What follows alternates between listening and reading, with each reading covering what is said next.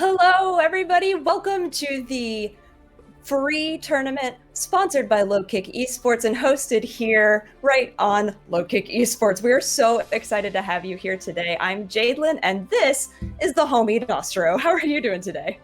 I'm doing great. We're here to watch some good old Guilty Gear action. Not only is it Guilty Gear Strive, we're here for the beginners tournament.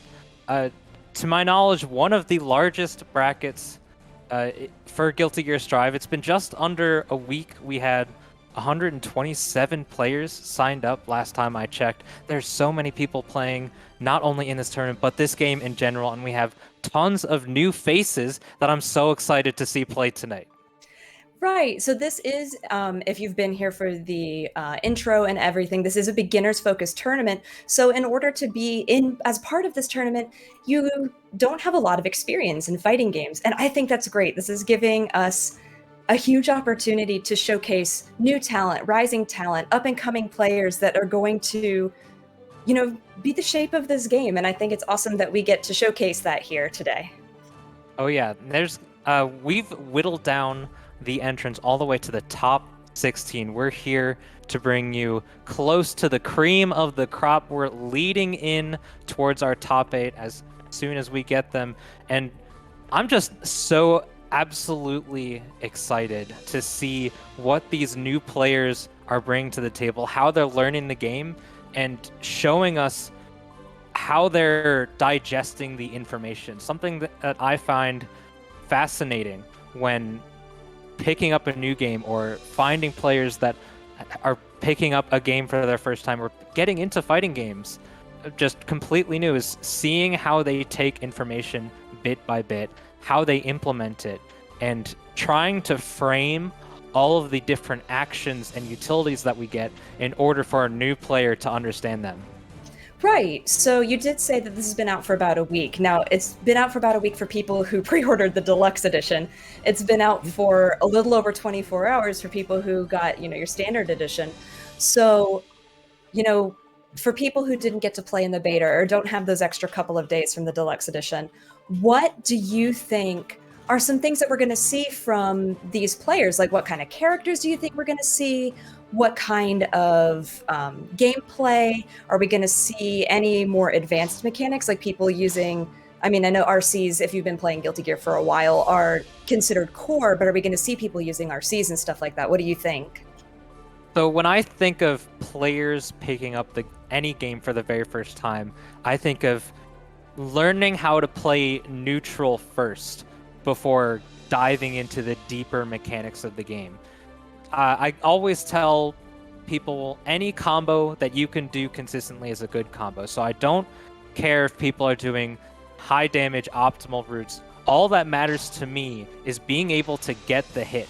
So I think that the best things that someone who's new to fighting games to learn is learning the simple but effective strats. So characters like Kai, Giovanna, Ram Lethal, and Soul, characters that are straightforward but have really strong tools, will be incredibly powerful and take people that learn fundamentals faster to the upper echelon much quicker.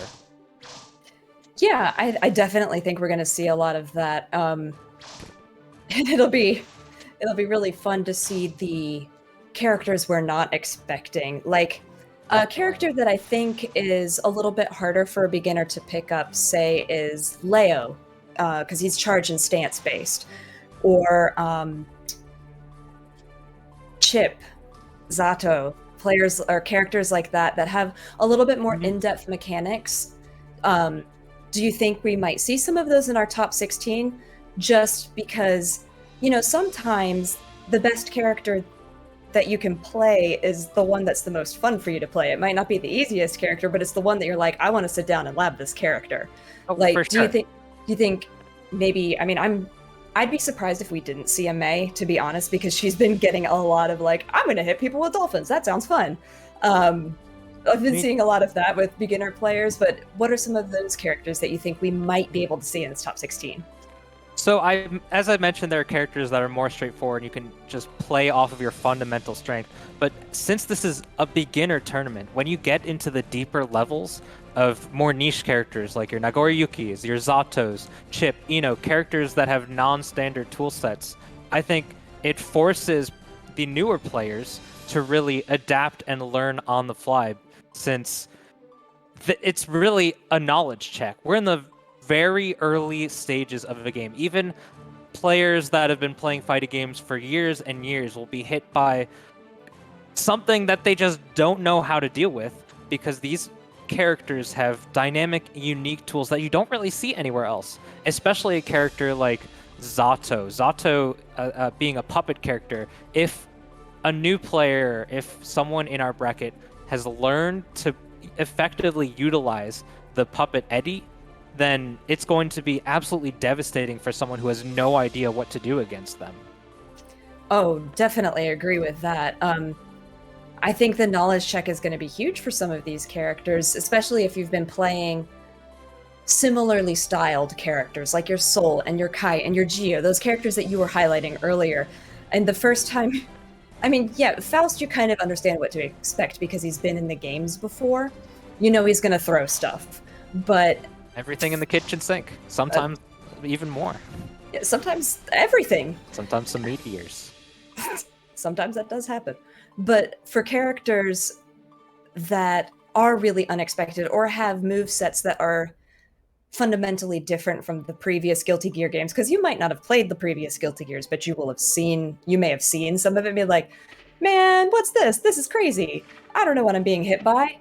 That could do one of two things. It could make you want to switch and learn that character, or it can make you really good at playing into that character. Yeah, really the adaptation, I think, is going to be essential for these players to move on into the bracket. And we're going to be moving into our first match in just a few moments. But it's the ability to figure out what the opponent's doing, whether or not it's a non-standard character. Just being able to maneuver and find the answers is really important. And these players, we're going to be on the winner's side first, I believe. So these players have already demonstrated that they know what's going on. We're going to be going into it, our very first match. We've got Nintaka Shaka versus Generation Games. So it's a Nagoriyuki into a Potemkin, and this just makes me super excited because Potemkin and Nagoriyuki are big ol' honkin' button characters. So they're big boys. They are really big boys. So I'm looking forward to seeing what these two do together. So let's get into it. Yeah, these characters in their own right are just bully characters, but you really have to know what's going on. Oh, getting into it. Nintaka Shaka, 2H corner carry with the 5S right into the... Yeah, and so Nagoriyuki's mechanic, just really quickly, he's filling up a blood gauge on the bottom. When he fills it up, he goes into blood stance, and when that happens, he does a lot of extra damage, but he also spends health. So if he gets to that, be watching that health bar. Unfortunately, we need to watch Potemkin's health bar because he's dead. Yeah, so something that's really useful, especially in that game, was that Nintaka Shaka was just going so fast that the blood gauge was just never really an option. We got the belly flop poking right out of any pressure, but this Mega Fist getting right in.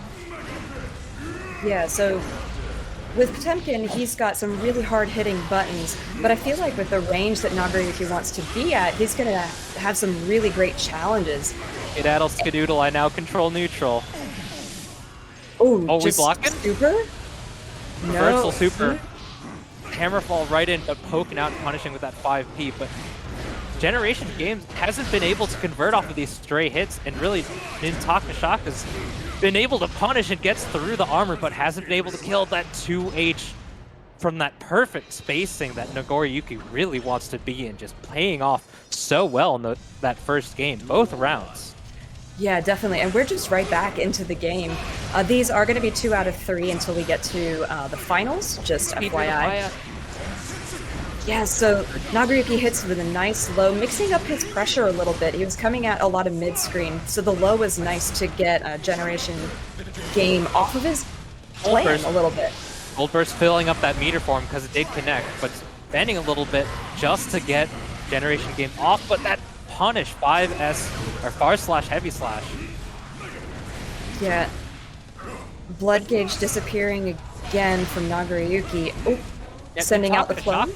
He's just bullying Potemkin at the range that Nagoriyuki is just so effective, and Generation Game just hasn't been able to get in really at all. Round start 2P. Right, and something that I feel like we're going to see a lot with these beginning players is being afraid. When you get a huge momentum bonus like this, like Nintakashaka has right now, it feels like Generation Game's afraid to get started because he knows he's going to get hit. Is that enough to do it? We're on the wall, so we get the extra damage from the break. It is a super here. Just barely not enough. Potemkin is a big boy, and we have Guts kicking in towards the very end. We're trying to put on as much damage as possible, but the close slash to finish it off, and the game just telling us a quick reminder of what move that Nagoriyuki put out to finish it off. That quick old slash. Yeah, and something to point out there at the end with the wall break is the person who did that wall break is put in that positive state, so they're gaining meter so fast. So you have a huge advantage from a wall break. Nintakashaka doing a great job showing the kind of pressure that a Nagoriyuki can put on a Potemkin. Yeah, and it's really sort of bringing forward to us that idea of simple but effective. We did have that extra resource management that Nagoriyuki has, but it didn't really come into play since Nintakashaka, once they got the line, they were ready to just go straight for the throat and finish the game as fast as possible. Just absolutely bullying Generation Game. The Pot just couldn't do so really anything about it. Yeah, and something I think that Nintakashaka brought forward that should be highlighted for beginners is when they gotta confirm, they kept going. It wasn't I gotta confirm, back off, see what happens. It was, I got a confirmation, I know what buttons I want to press after this, and that's how they were able to get consistent big damage. Yeah, those slash buttons from Nagoriyuki were doing so well to keep Potemkin at bay. And it's really just a matter of how do you approach in a matchup like that. Some character with the big normals, like Nagoriyuki, you have your sword is just absolutely gigantic. Not to mention characters like Axel and Kai have such great tools to keep a character like Potemkin out. But what makes the grappler archetype so good is once you get in, it's just guess for the game. We saw one Potemkin buster throughout that entire set, but it does like 30% at least. Right. When we're outside of Guts range. Yeah, and one thing, Potemkin's really good at catching opponents in the air, just grabbing them, punishing that, and something that Nintakashaka didn't do a lot of was jump. So that's a whole tool taken out of Potemkin's kit. I think that's also really a product of the character that Nintakashaka was playing, because Nagoriyuki doesn't have great mobility overall. He does have his, I believe it's Fukyo, the step, the command dash forward and back, does really well at moving back and forth, and even gets through some stray hits with a little bit of invincibility, I believe. But his jumps aren't that great. He only has two forward jump arcs with his forward jump and his super jump. But the issue with, I don't want to say issue because Nagoriyuki generally has strong air buttons, but the gameplay that Nagoriyuki has with his jump is that he has limited mobility but he makes up for it with his big boy normals.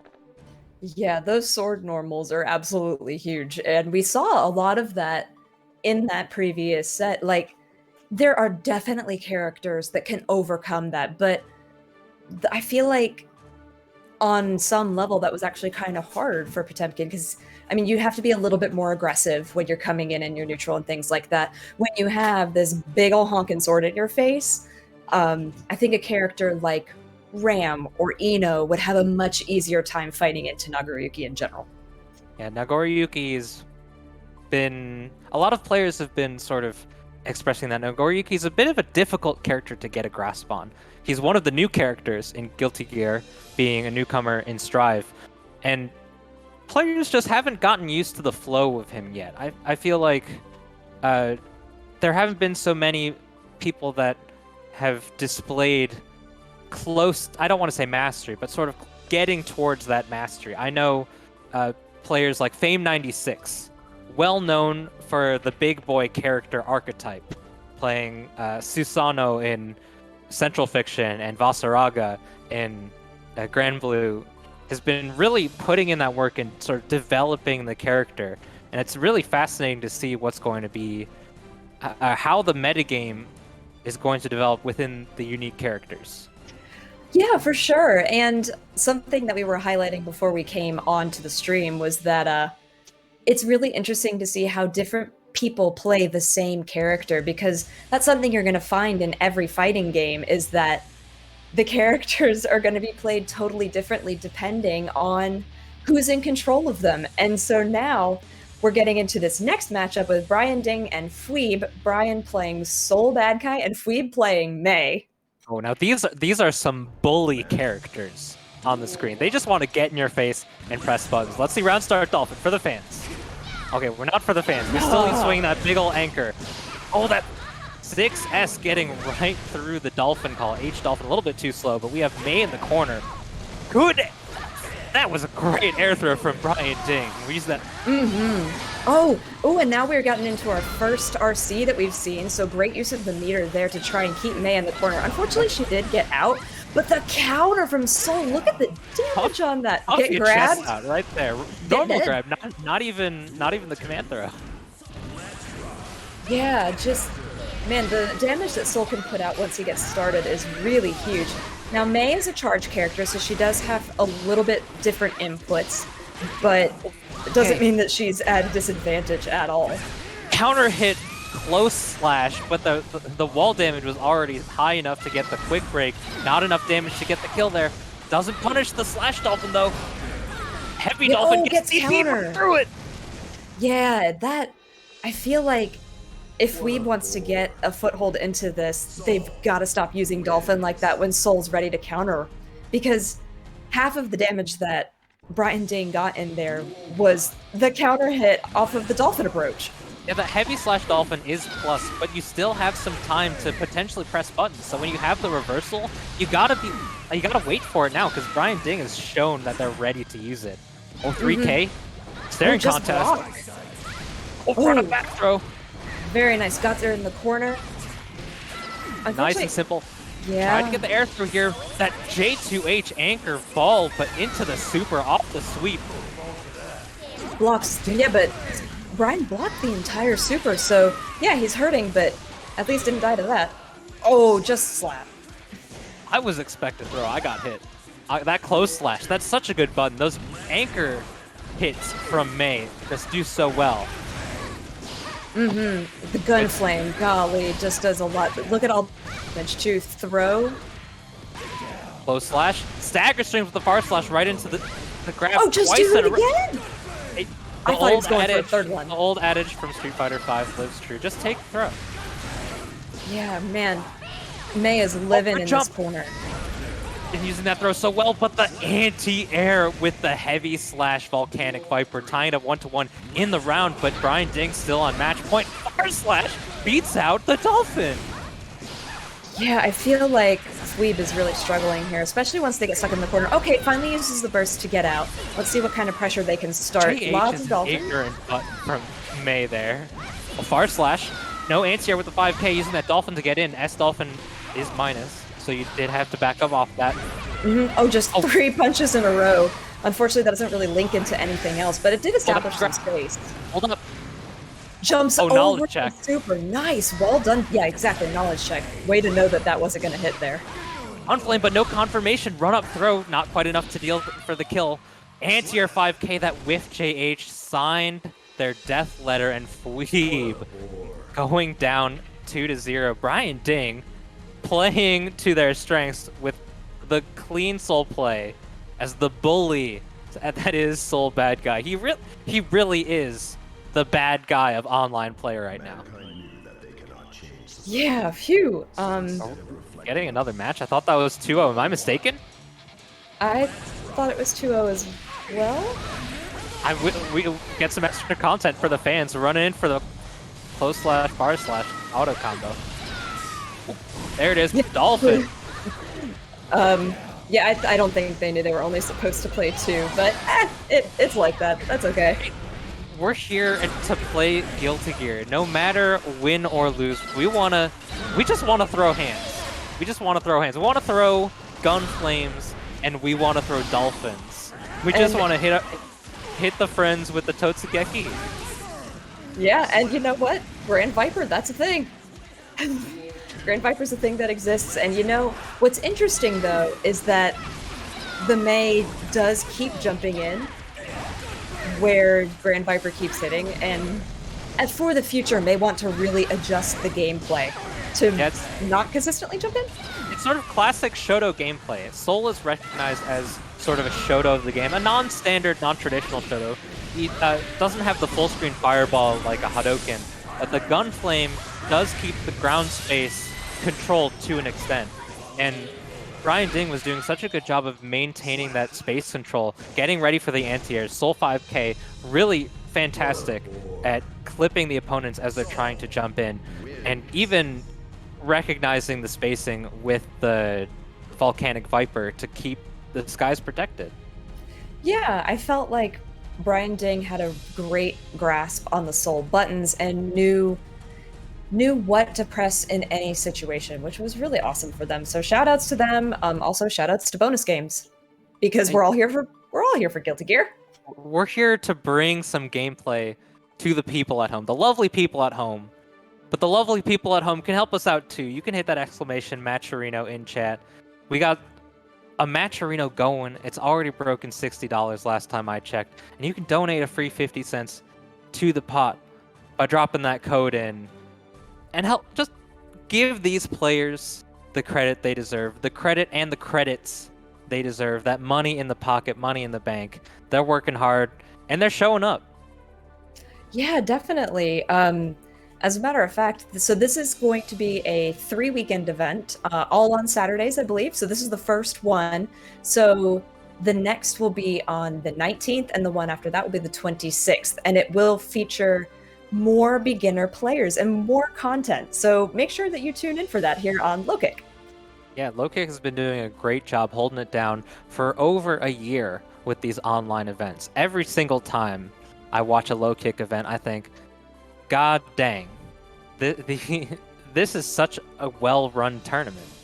Whether it's Low Kick running their own LKO events, whether it's the Low Kick boys running it in, for instance, Frosty Faustings and Look Alive, they're doing so fantastic, and really appreciate it. Shout out to all of the Low Kick crew for bringing us all together during the pandemic in these hard times. Yeah, and also, I know this came up in chat briefly, but shout out to Low Kick for designing these fantastic Midwest shirts that both Doster. I promise we did not coordinate. This was not coordinated. This was not coordinated at all. But you know, you gotta rep the Midwest Guilty Gear when you're working for the guys who help really formulate the Midwest Guilty Gear scene. I mean, Low Kick is one of the premier tournament organizers throughout the Midwest. Like, you know, you're on your East Coast, you got your Big E's, your Team Spooky. On the West Coast, you have Level Up Live, Level Up Series. In the Midwest, we got Low Kick Esports. They've been holding it down so well. So much content, so much community that they've built for us here amongst our fighting game friends.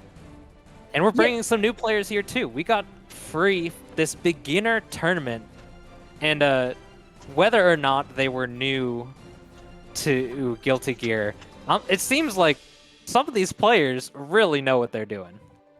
Yeah, and I think that's great. I mean, the rules to get into this, you know, you couldn't have, you know, been in a top 8 of something, or you shouldn't have lots and lots of experience in previous Guilty Gears. So this is bringing in new talent that may have some really nice fundamentals, but we're bringing in so many different people who may not have that experience at all. So if you were part of this tournament and you didn't make it to top 16, shout outs to you for trying. Please keep entering things because that's how you're going to learn. Yeah, and I found that just about everyone that I interact with in the fighting game community has been so absolutely welcoming, so friendly. We're always here to raise up the homies, bring them to that next level, and dispense the advice when we can help, when we can do what's best for the community. Right, definitely. I mean, with fighting games, we want to make sure that we are doing everything that we can to really include people at some level. So this is why a beginner's tournament like free is so important because we want you guys to learn. We want you to pit you against people who are of similar level. Are there going to be people who are better at this level? Yeah, of course, but there's always people who are better. And so the best thing is like, what can you learn? Go back and watch your matches. Go back and I know within Strive itself, you can set it to automatically record every match. So go back and watch that. Watch the feed. What did you do? What situations are hard for you? So say, for example, in the match that we just got to see between Brian Ding and Fweeb, if I'm Fweeb, I want to go back and be like, where was I being consistently hit when I was coming in with the Dolphin?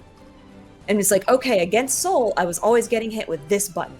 Great. Let's practice a different way to come in. And that's just one thing that you can take from this kind of a tournament and incorporate it into your gameplay and improve. Yeah, there's always a moment to step back and reflect on what's going on.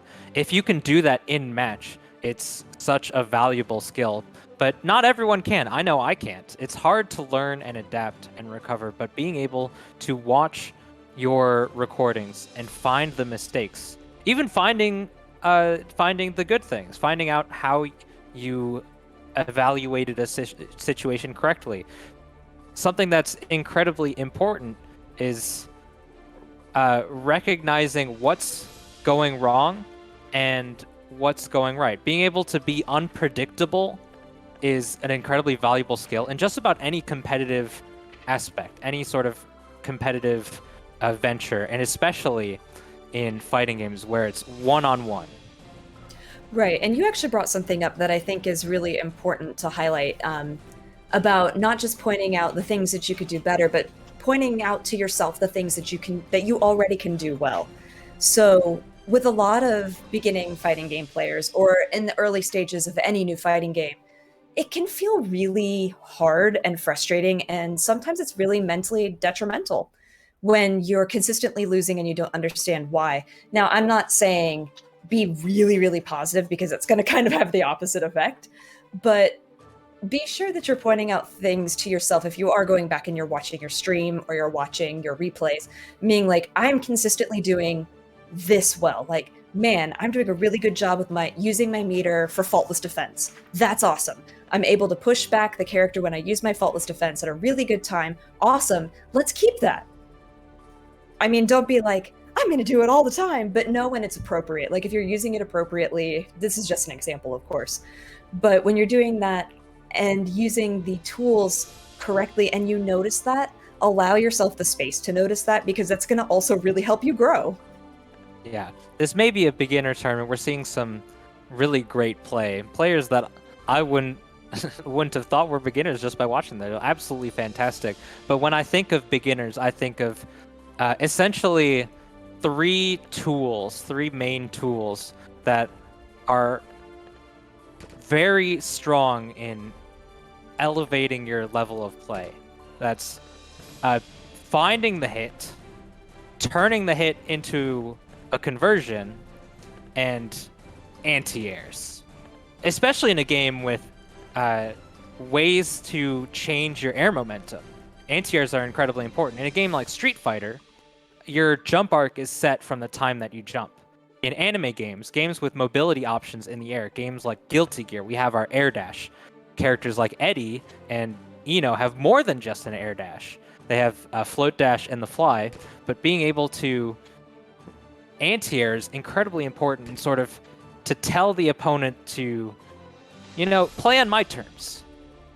And that's something that really, in the previous game, Brian Ding did such a great job of. Anti-airing Mei is so tough because her jump buttons are great. Her jump slash and jump heavy slash are bully buttons.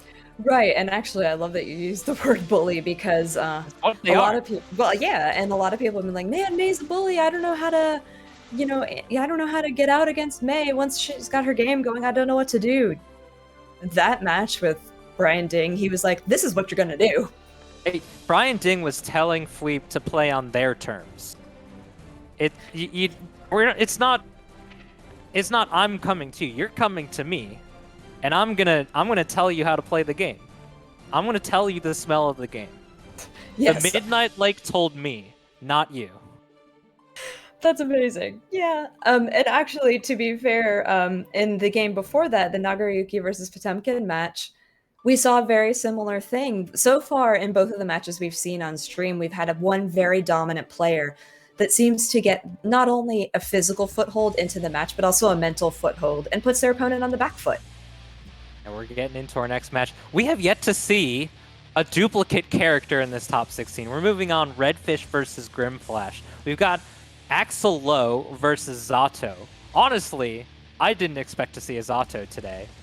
We are in top 16, and this is where the players are getting extremely strong. However, Axel conceptually seems like an incredible counterpick against Zato. Axel seems like they'll do a great job of keeping the puppet at bay, the shadow. Eddie is going to be stuck in the ground, and Grimflash just won't know what to do unless they can navigate through this sickle storm that Axel has in front of it.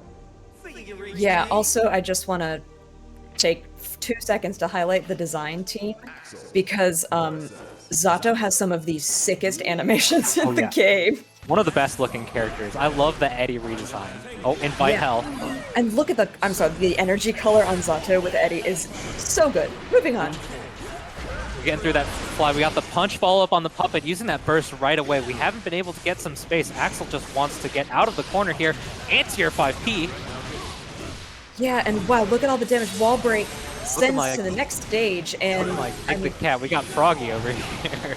Yeah, so Axel wants to keep his opponent at like mid to far range, and Zato wants to be close. Look at this, the command grab, sharp. Axel barely has any health. Ooh, counter super, does it work? Oh, that goes through the body block. Overhead 6H bursting out. We want to get this game. Oh, clothesline. We got the command grab. Nice YRC to try and reset the pressure there. And now we've got, Eddie out with the, I loved that low and then the high with Eddie to just sort of create the mix-up pressure. That was awesome. That 6H from Zato actually hits mid, I believe. Redfish just seemed like they were trying to punish. Oh. Command grab from full screen. That's so tricky. Yeah, well, I like that now Redfish is establishing a much better game with those sickles and getting the over. This is totally different. Is this a perfect almost? We're working on it. Oh, whiff throw. Oh, let's see those letters. Double check. There they got are. Perfect. Yeah, gets the food too. We have time to eat. Hey, hungry boy. Going through. We got that jump. What is that? Jump S? Yeah, and then... great pressure, but good block on the overhead. Yeah, so Eddie can only stay out for a certain amount of time, and you can see that gauge underneath Zato's side. So once that depletes, he can't have Eddie out anymore. And there he goes. Oh, he's got a little bit more Eddie meter, and now it's back. So this is definitely a lot more back and forth than our first two games, and just grabs, switches sides, puts Zato in the corner, but a burst to get him out of there. Yeah, the Eddie meter regenerates so much faster, but it does deplete faster. That super does call Eddie. We have the reversal super. We have the block. Got that bubble. Yeah. Don't pop it. Jump in, JP. Using that vortex to suck him in, but jumping right through it.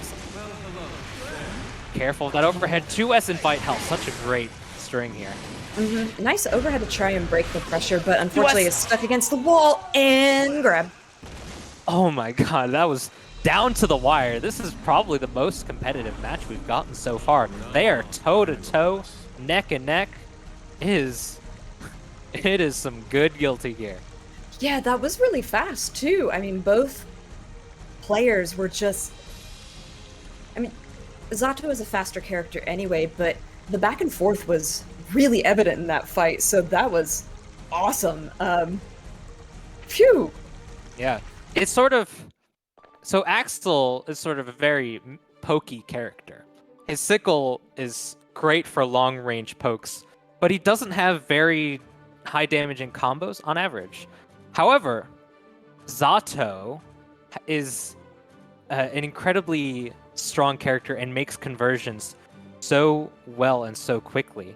It's just being able to call out Eddie to bring them to the corner, get that frog going, got the wall splat nice and quick. Even the drill, the K follow up, the kick follow up from Eddie is so great at building up that damage, that risk, and cashing out when we have the opportunity to. Yeah, definitely. I agree. I think that's another important fundamental of fighting games is knowing when to cash out, knowing when to use your meter. And meter usage in this game is a little bit different because it's not just for, say, an EX move and a super, and that's it. You can also do things like you had brought up in the previous match, the faultless defense, the bubble. So that spends some of your meter, but you're not going to get chipped out. And it does also space you a little bit away from your opponent. And it also, 50% of your tension meter can be used for a Roman cancel, which we now have 4 different RCs. The blue Roman cancel is when you're not attacking. The purple Roman cancel is before an attack hit or right as it ends. The red Roman cancel or RC.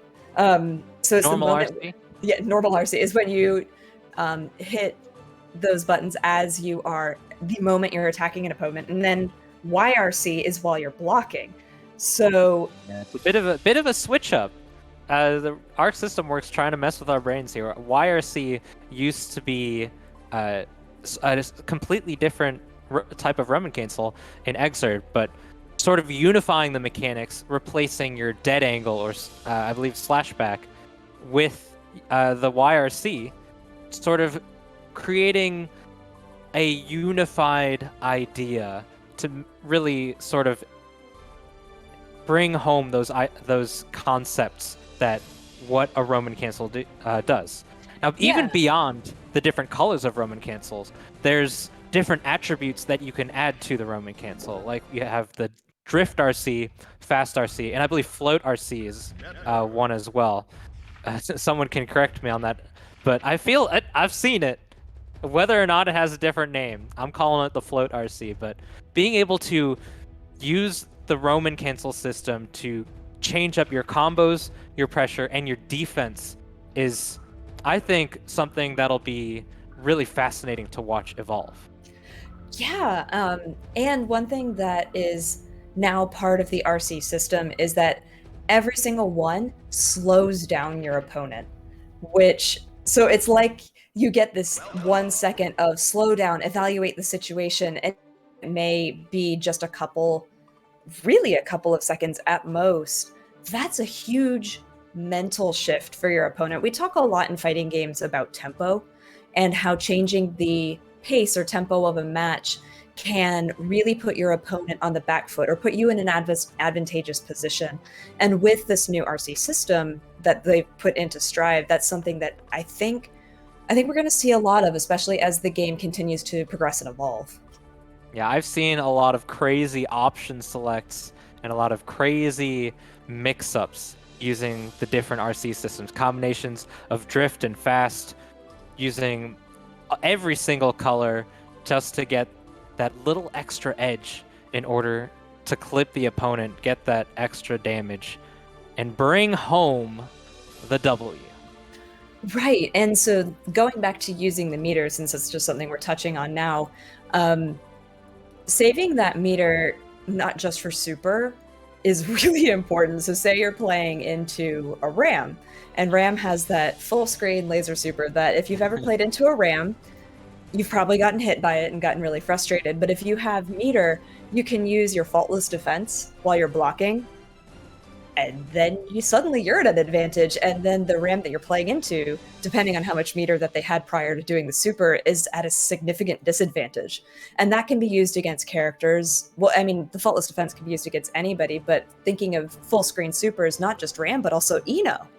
Both Duster and I are Eno players, so we brought this up earlier. Oh, exposed. Yep, very exposed. But using meter has always been so integral to I think the identity of Guilty Gear, the RC system, supers, and even force breaks in Plus R has been so incredibly important to sort of navigating the game landscape. But something that I found to be very interesting is the way that the positive meter bonus plays into the game. We've seen it a few times already in the stream, but for those of you who are just joining us and those of you who don't know, when you're up against the wall, you have a certain number of combo hits or a certain level of combo hits before the opponent sticks to the wall and finally breaks through it. Once you break through it, you get a positive meter bonus, the attacking player, and they gain about 50% tension, I believe, over the course of 5 to 10 seconds. I haven't quite timed it, but that's my estimate. But once you're in the corner, once you're getting the hit, the RC system, even though you're spending meter to get the combo and get the damage, when you use an RC to get the wall break, you just get it right back. And when you're in the corner and you land a super, you break the wall automatically. Yeah, there's so many things about this game. Okay, there's so many things that are so cool about the system of this game. So if you're a beginner and you haven't played a lot of fighting games, or if you're a veteran fighting game player and you're like, why should I pick up Strive? There's some really cool systems in this game. We're getting to talk about a lot of them now, but in these matches, you're going to get to see a lot of those at play as well, especially in this match that we were seeing, Redfish versus Grimslash. Just so that you guys know, we are having some small issues with the room right now, so we're trying to get that reset so that everybody can have an equal opportunity to play. So thanks for hanging with us while we're figuring all of this out. But we were getting to see some of those Strive specific and Guilty Gear specific mechanics coming into play. In our previous matches, we didn't get to see as many Roman cancels. We did get to see the wall breaks, especially in the Brian Ding versus Fleeb match. But we were seeing a lot of the back and forth of that coming into play with Redfish and Grimflash. Yeah, and being able to push your opponent to the corner has always been really great in fighting games. Limiting your opponent's space to move around the stage is integral to just about any fighting game. There are a few exceptions with like the infinite stages in Tekken, for instance, but beyond that, we have the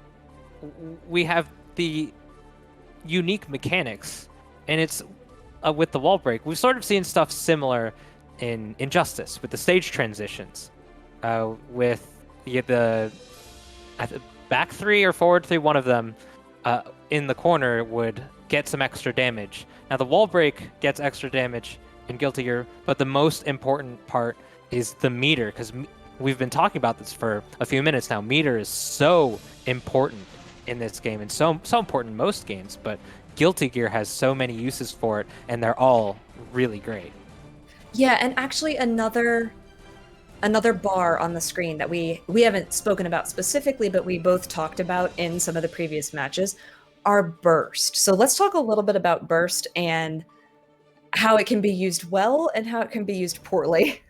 Yeah, there are a lot of really dynamic ways to use the burst. The two main things that you can look out for in a burst are your standard burst and your gold burst. We've seen it a few times, both of them. Your normal burst, as often a defensive mechanic, is used to break out of a combo or break out of a pressure string, just sort of a get-off-me tool. But a gold burst is when you activate your burst outside of block stun or hit stun. It flashes gold. If it hits your opponent, fills up your tension all the way 100%.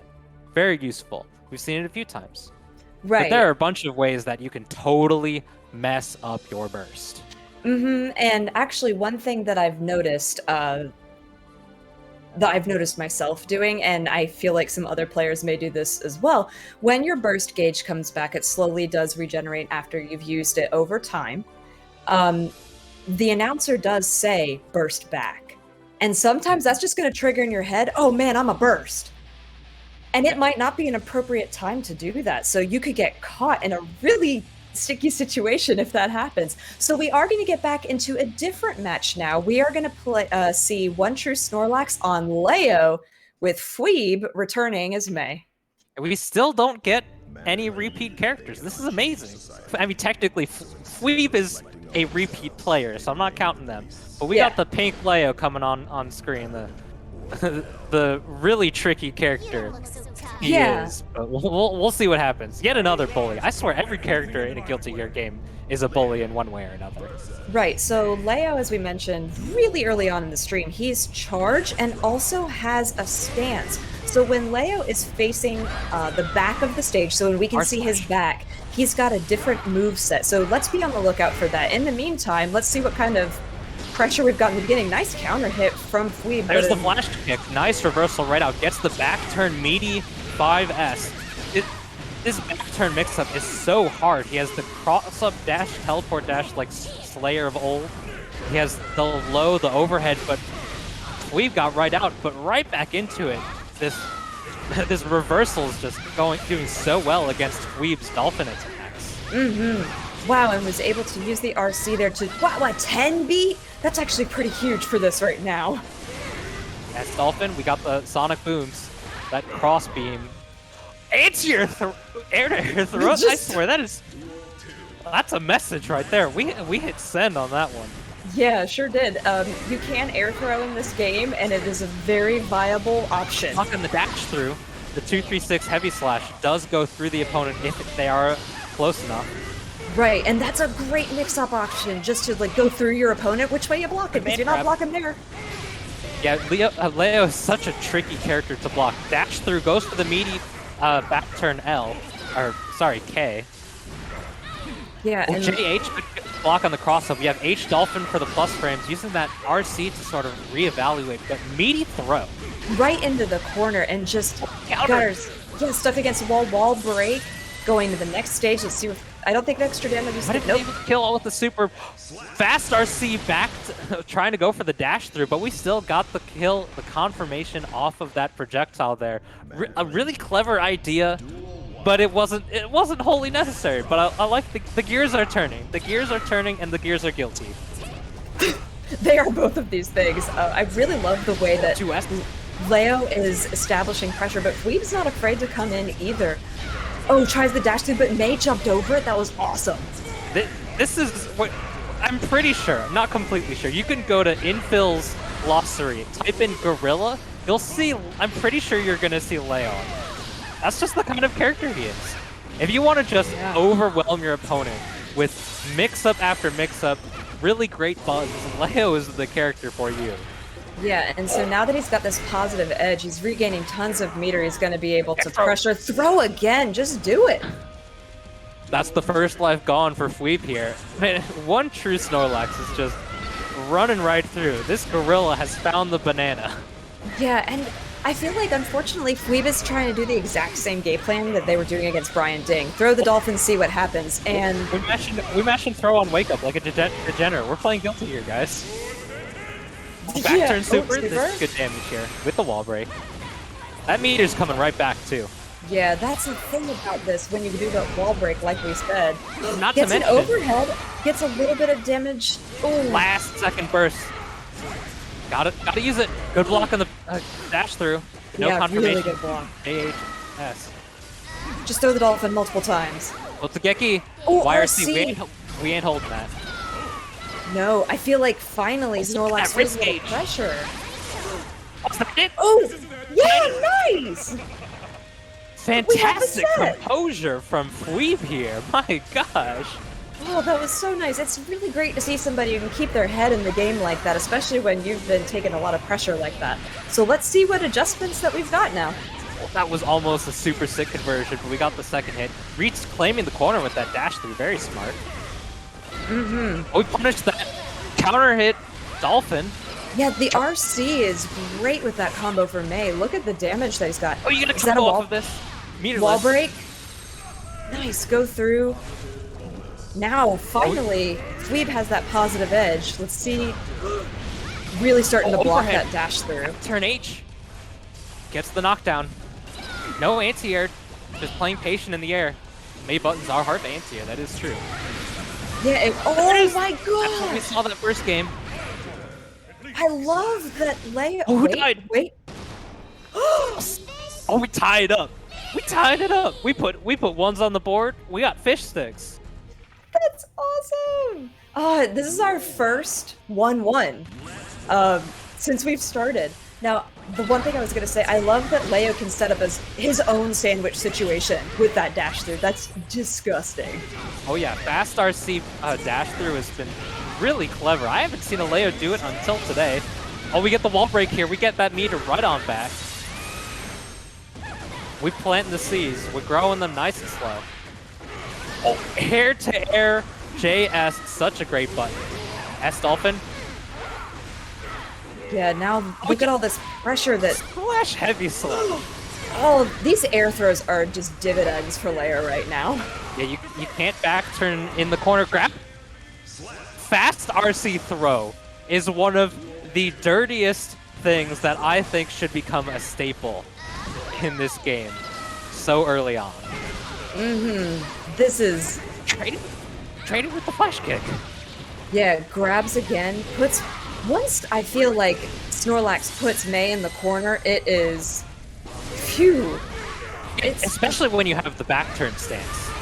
definitely... Okay, bursts out of there, trying to reset the pressure now from Fweeb. Let's see... Blocks the overhead very well done. Yeah, just seeing what he can do here. Just... I like the adjustments that Fweeb's been making. Ooh, nice! RC... Oh, YRC, we ain't having none of it.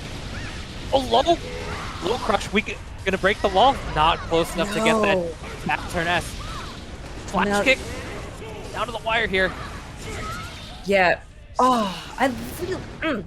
So, Snorlax did take that one, so really good job on them, but I like the way that Fweeb was making adjustments to jump over a lot of those sonic booms that we've been calling them. It's not actually the name, but... The projectiles that Leo has just control the screen so well and allow him to set up, especially when you have the opportunity with the RC.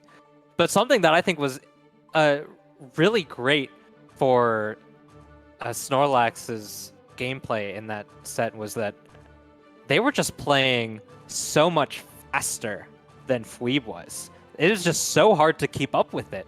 Fweeb was just getting hit left and right, and Snorlax was able to mix up the options in such a way that it was hard to tell what was coming and hard to react to what they put out. Right, but to be fair to Fweeb, there were some much quicker adjustments in that match than there were in the previous one that we saw on stream with Brian Ding. I mean, once we saw those projectiles from Leo come out and he got hit by the first couple, especially in the one where he'd throw the projectile and then Leo would go past the character with that dash, Fweeb just would start to jump over them, and all of a sudden, it's ineffective, and you have this overhead position where you can come in and just clock Leo on the head, and that was paying off really well for them. So, nice adjustments that we're seeing there. Yeah, Leo is just a very great character to hold the momentum. It's like once you get hit, you get sent to the blender. There were some Guilty Gear doomers out there way back when saying, okay, Oki is dead. Oki is dead. We can't mix up our opponents. But what we saw just then, what we saw from Snorlax there, Oki is alive and thriving. We're here.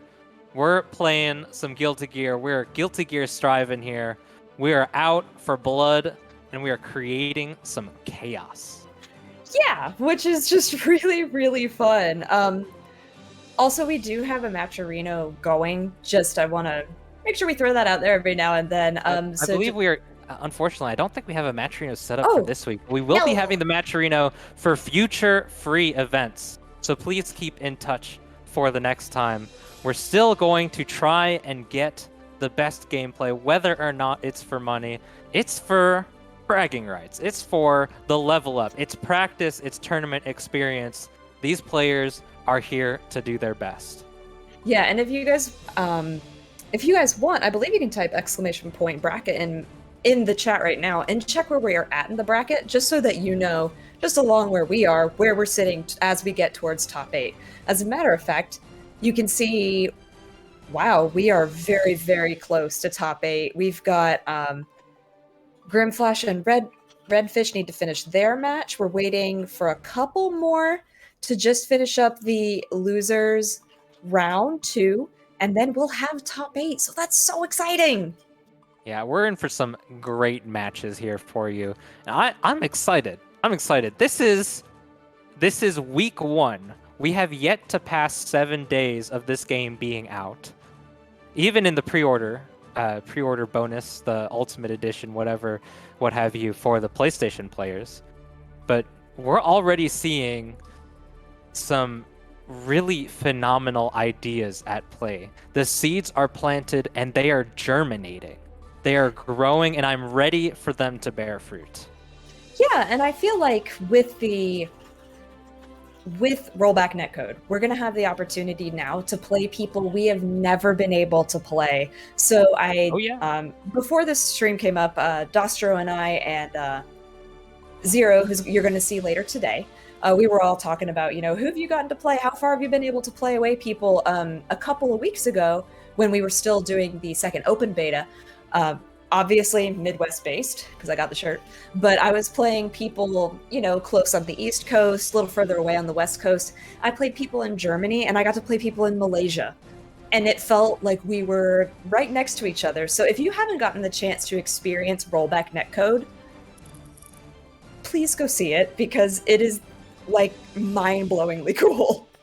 Oh yeah, it's definitely great. It's a fantastic addition to so many of our favorite games, and it's allowing us to expand the community and maintain such great levels of play. They're games that have survived for so long, thanks to rollback netcode, and games that are just doing so well. Skullgirls and Killer Instinct come to mind. Those games are almost 10 years old. I believe Skullgirls came out in 2012. Killer Instinct 2013 came out in 2013, and it's been absolutely fantastic. It's been so great to watch people still holding tournaments for them. Not to mention, Skullgirls is getting content.